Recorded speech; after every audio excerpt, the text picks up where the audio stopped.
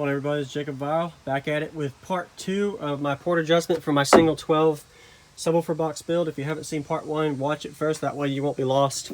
So now I'm currently at where I talked about last time, where my port area dropped, or opened up, removed some port stuff. You'll see it in the first video. So now I'm going to be shrinking the port slightly to see how this variation alters my output. So I have a piece of wood here, 2x4, right under 14 inches high, that I can screw in and then see how it adjusts my output. So let me go ahead and get my screws real quick. Alright, and I'm going to literally put a couple screws in here just to kind of see it hold in place. So I'll put the screws in diagonal right here. That holds it in place just enough for me to be able to do a test. It only needs 1 or 2 screws just for initial test, not to put holes in it. You can already see from my previous test with the holes, I use the same holes. And of course, if I need to, I can just put some sealed nail glue in there or tape over it. Seal it like I have everywhere else with tape. All right, so now we're gonna see where my port width is.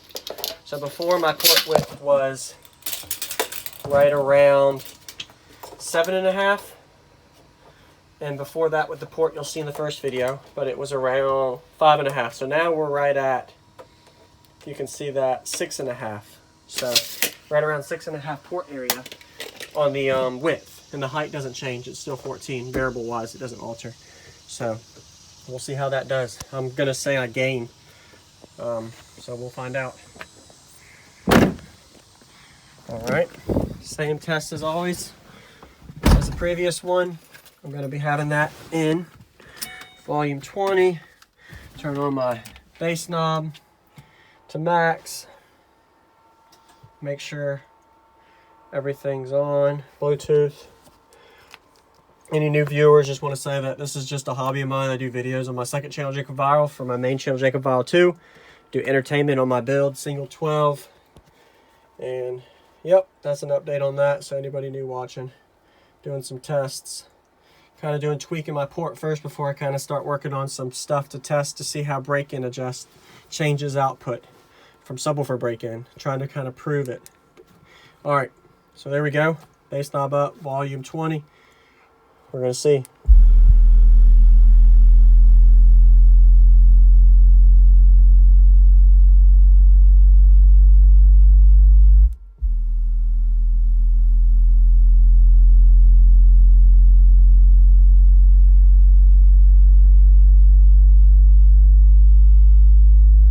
Okay, so previous video we were at a 122, so now we're at, say, 122.03, 22 to now 123, and the peak didn't change at all. So a whole dB gain by adding that piece of 2x4 in there.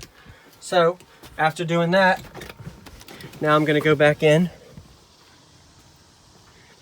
I got some wood down here to test with. So now I know I gained by adding this in, but now we'll find out if I gain more by shrinking it even more. So this is where you truly find your variable output, to kind of find out, is, as I tweak my port, is it really gaining or losing? So I have another piece of wood here I'm going to test out. I've used before numerous times, as you can see all the screw holes. I'm going to put in here to see if I gain even more. By having it right there. I'm just going to literally, I don't even have to put screws because that one was pretty tight. We'll find out how that does. So let's see what that width is real quick. So the width of this one is, let's get it over a little bit so y'all can see, 5. So right at 5. So this is almost the exact same as with that PVC roundover piece of wood in. So now I'm going to test it first with this wood and then with the roundover, and we'll see the difference. So we'll find out if my initial test from the start of part 1 was the most optimal output, or if this is changing that. So we have to get better than a 24.2. That's the goal. All right. I didn't put any screws in there. Probably better to put screws in there to kind of hold it down, but I'm doing low volume tests. High volume tests can affect output as well, but the same concept applies. Low volume is easier to test because you don't have to worry about battery reserve alterations and heat as much. So, all right. Reset that on my phone. Get the sweep on again, add that piece of wood. I guess my peak, we'll see how it does.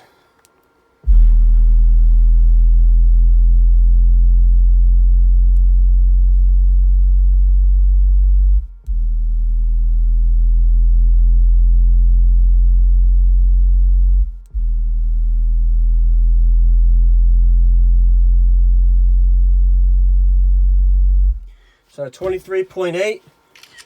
All right, so that means that my frequency peak dropped 1. So 22, so it was earlier it was 23.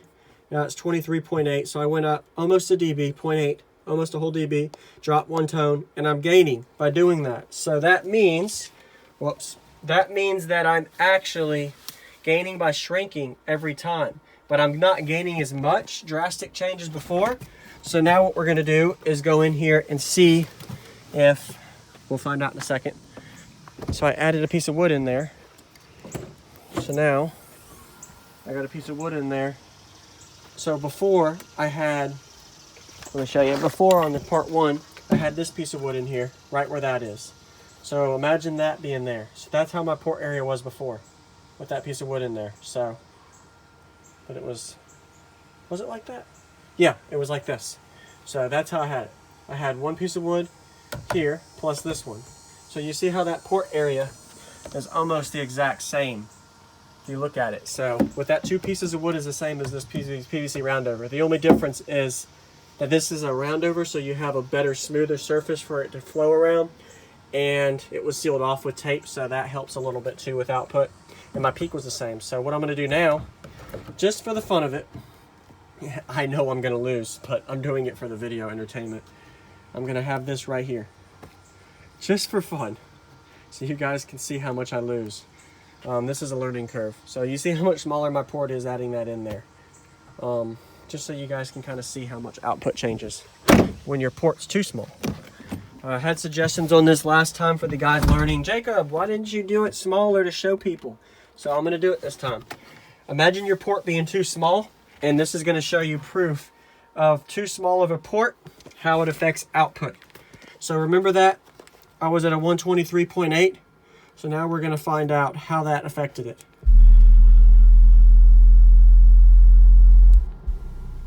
So I gotta go down because it dropped peaks.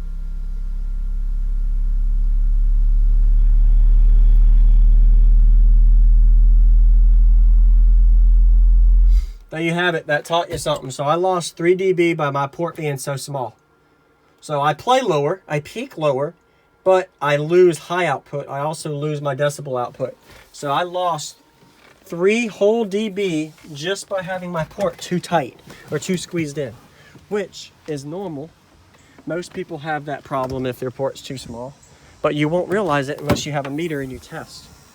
So your port, I mean, your common sense, anybody that knows that's obviously too small from that, but that's the test there. So now what I'm gonna do is take this one out. I'm gonna put this one in, and I'm gonna see if I gain. All right, so that one's in there. I took this one out and I added that one instead. So all I did different was I put a roundover on that piece of wood. And now I'm gonna just zip a screw in here to hold it in place. Oh, sorry. And we'll find out the final output change on that. And that'll be for the testing videos on the port, and then I know where to put it from here.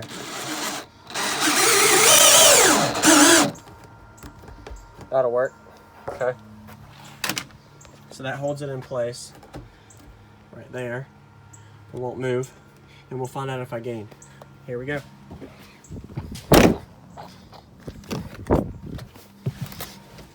This will be my initial final test on the parts of the port adjustment, and then from there I'll go ahead and finalize my port where I'm happy with it. So it's looking like it's most, depending on this test, it looks like it's going to be where it was, but you never know until you test it. Here we go. I'm pretty good judgment with box designs and concept of port area, so I kind of knew where to put it, but I needed to do videos to prove it. Or not videos, but I needed to test it, and I did it on video so I can teach people as I go. All right, and I'm not the best at this. I'm learning as I go too. All right, let's find out. Here we go.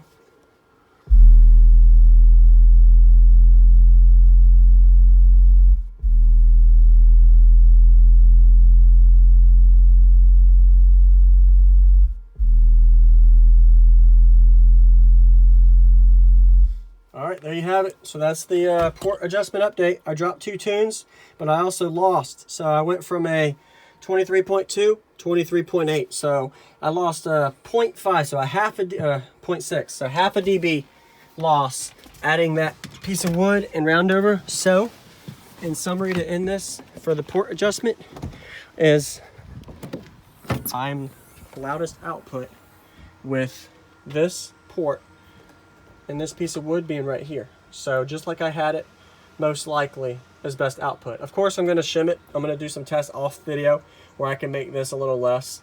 So instead of using a 2x4, I'm going to use a piece of birch. So I have a piece of wood here where I'm going to test, and I'll put a piece of wood in there and kind of test that variable with another piece too, and kind of see the difference on output, and then add a round over to smooth it off. But that's the video. Thanks for watching, guys. An update you'll see soon with starting to do some break-in tests and kind of identify how break-in affects output. We'll see.